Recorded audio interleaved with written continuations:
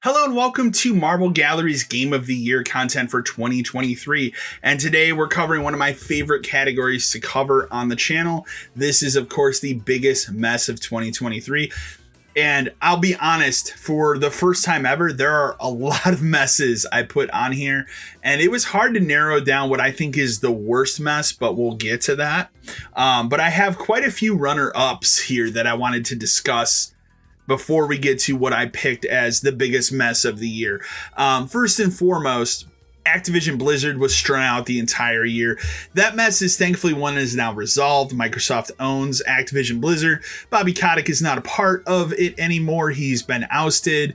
I'm sure he took his golden parachute. And finally, the other one that I threw on here that kind of blew up very, very recently, the Twitch nudity scandal. So I don't know how much I've talked about on the channel other than the podcast of my personal disdain for Twitch. I don't like Twitch. I refuse to use it.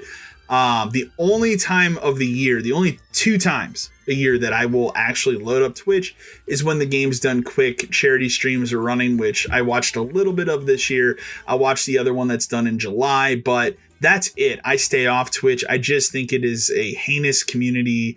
It has gotten so far beyond what it started as, which is just people playing video games. I have my own opinions on, content creators. I'm not going to get into right now, but this nudity thing was wild and crazy.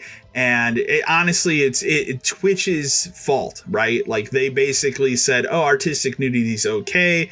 They opened the literal floodgates and portals to hell for 48 hours and then had to walk that back because there was so much rampant nudity on the platform. This is just another example of Twitch, which is a honest failing business right now. I mean, the CEO just came out and literally admitted that they are not a profitable company. And if it wasn't for Amazon picking them up, they wouldn't be a company right now. So, but I've said before, I absolutely dislike Twitch. I would love nothing more than to see Twitch go away or someone build a better streaming platform. I stick to YouTube because that's what I know. And I'm not a heavy streamer. I'm more of I make videos and I'm good there. I like and love making videos for fun, but again, it is what it is. But the biggest mess of 2023 by far is, of course, the rampant leaks. This was a disaster year for leaks. We had the insane Microsoft leak back in September where we know what their 10-year plan is for consoles. For their business. We know it. So we know that in 2028, they're going to have a new console. We know that this year they're going to be releasing an all digital Series X that is going to replace the current model that has a disk drive, which is wild. So I've said before, and I'll say again, if you want a Series X and you want to have disk compatibility, go buy a Series X right now. Never a better time to buy a Series X.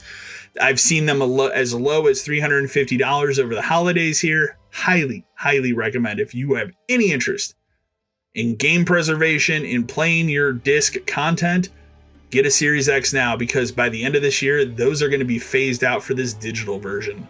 I don't think Microsoft's going back to having disk drives with whatever their next machine is. I don't think either side is going to have a disk drive. We also got this ridiculous leak in the end of the year for Insomniac Games, which I have opinions on as well, which I'm going to share here because I didn't get a chance to make a video about this. I was on break. I actually really, really thought about coming back and making a video, but I decided against it and to just roll it into this video. First and foremost, and this is what I'll say, leaks are terrible. It's never a good thing for a company when something leaks because they don't have the intentions of sharing that with the public yet.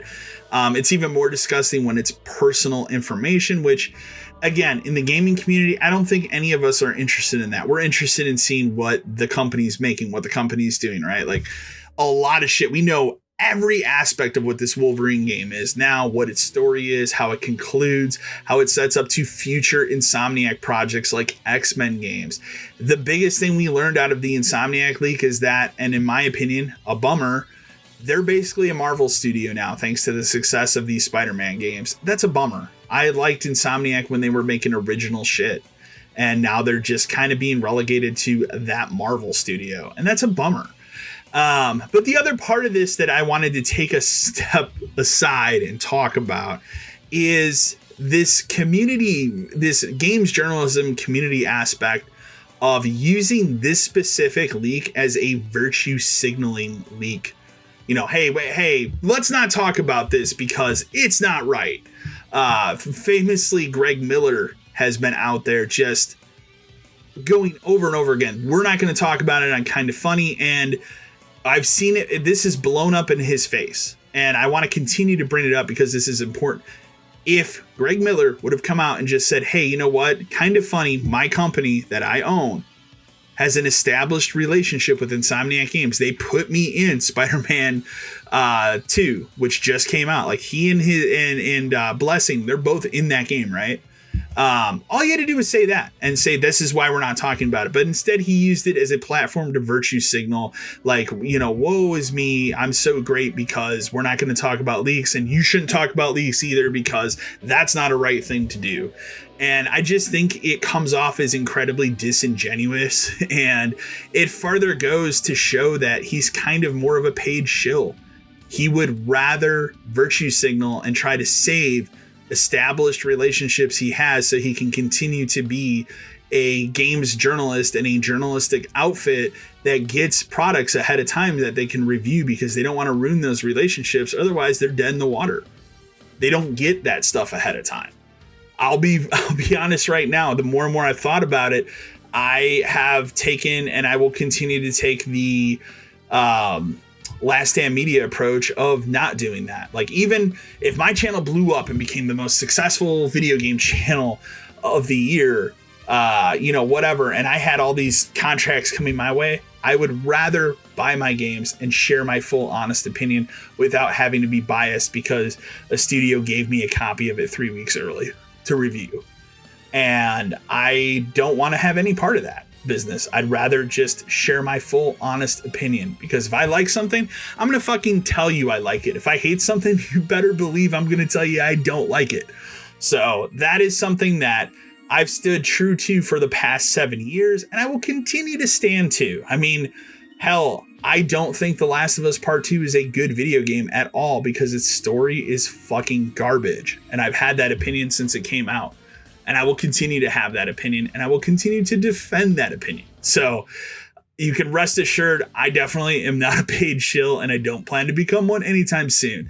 But on that note, I just think that part of it just made an already bad mess worse. That's pretty much all I have to say about that. That was the biggest mess of the year. I thought about throwing one other big YouTube mess involving a certain charity and YouTuber.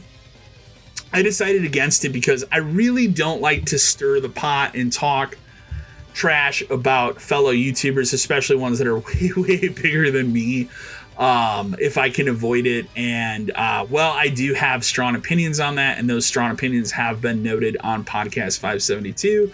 That's about as far as I'm willing to go with those opinions. I don't need to say them in a YouTube video, but I will say that specific charity situation is a huge mess. But for me, leaks just took it top spot. So I'd love to know in the comments below, what do you think was the biggest mess of 2023? As always, remember to like, share, and subscribe to the channel. And until next time.